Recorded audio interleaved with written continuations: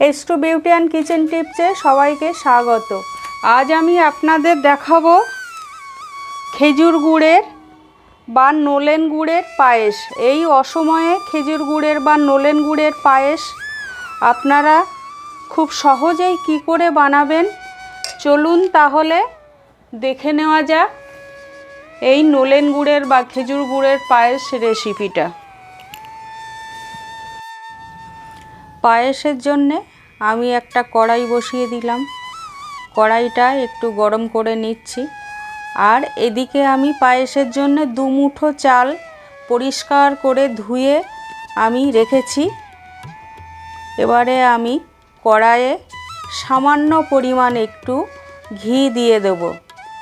এই ঘিটা দিয়ে একটু ঘি কড়াইয়ে গরম করে নেব, নিয়ে এই ঘিটা দিয়ে আমি গোবিন্দভোগ চালটা একটু সামান্য নাড়াচাড়া করে নেব।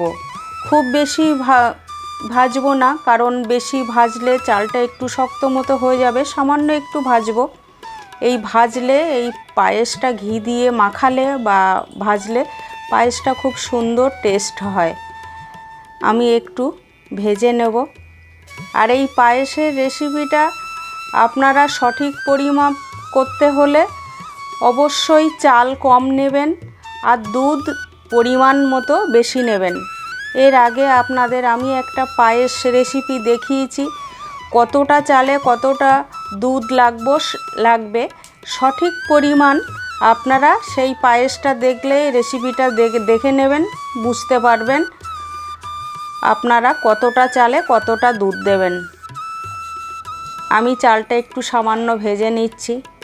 পায়েস সুস্বাদু করতে হলে অবশ্যই দুধ বেশি আর চাল কম, এটা মাথায় রাখবেন। আমার সামান্য পরিমাণে এবারে চালটা ভেজে নেওয়া হয়ে গেল। আমি কড়াইটা নামিয়ে নেব। আর একটা কড়াই বসিয়ে দিলাম, কড়াইটা একটু গরম হতে দেব। হাঁড়িতে দেখছেন এটা গরুর দুধ, আমি কোনো প্যাকেট দুধ নিলাম না, 250 গ্রাম নিলাম, ঢেলে দিলাম।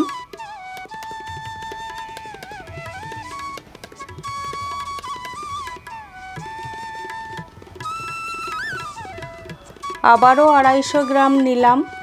টোটাল আমি 500 গ্রাম দুধ নিলাম 2 মুঠো চালের জন্য। দুধটা একটু গরম হতে দেব, ফুটতে দেব একটু দুধটা। দেখুন দুধটা ফুটছে।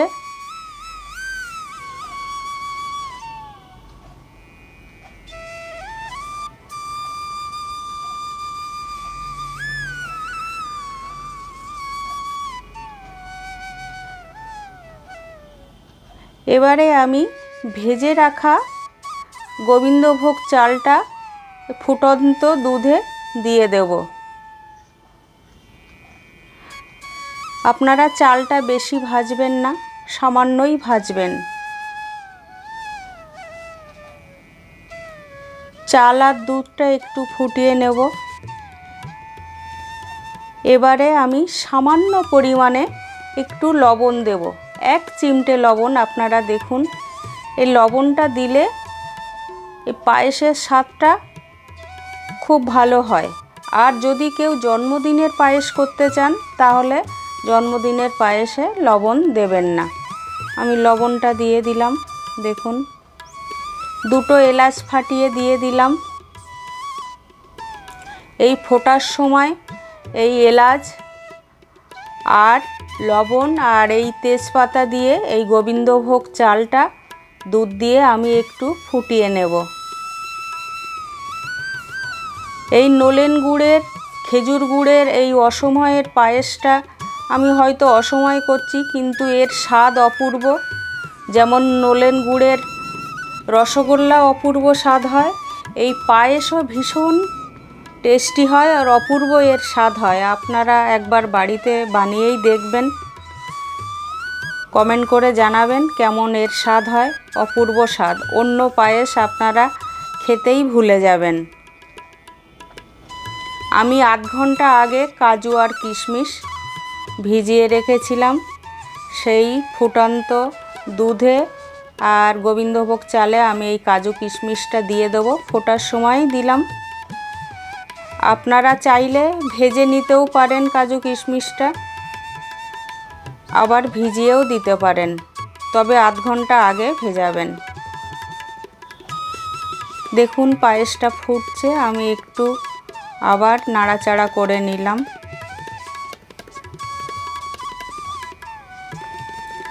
এই পায়েস রেসিপিটা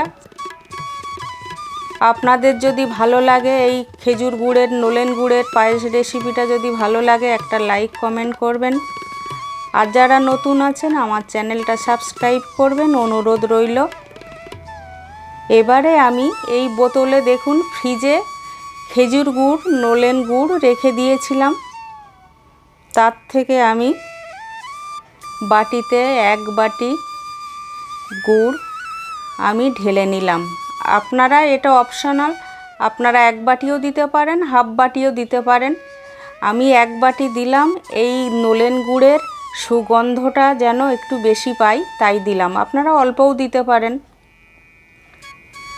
অল্প দিলে এই নলেন গুড়ের গন্ধটা একটু কম হয়, আমি একটু বেশি দিলাম।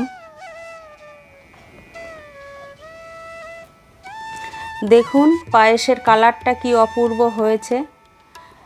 পায়েসটা ফুটছে, যেমনি দেখতে অপূর্ব তেমনি খেতেও অপূর্ব স্বাদ।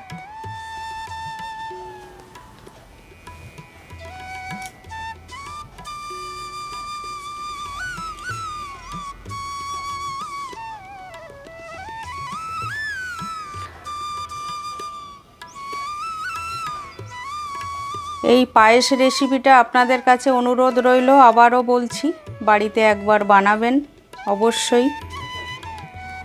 এবারে পায়েসটা হয়ে গেছে, আমি সামান্য 1 চামচ ঘি দিয়ে দিলাম নামানোর আগে।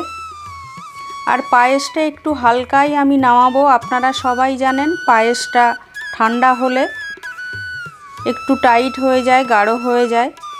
এই রেসিপিটা দেখার জন্য আপনাদের অনেক ধন্যবাদ। সবাই ভালো থাকবেন।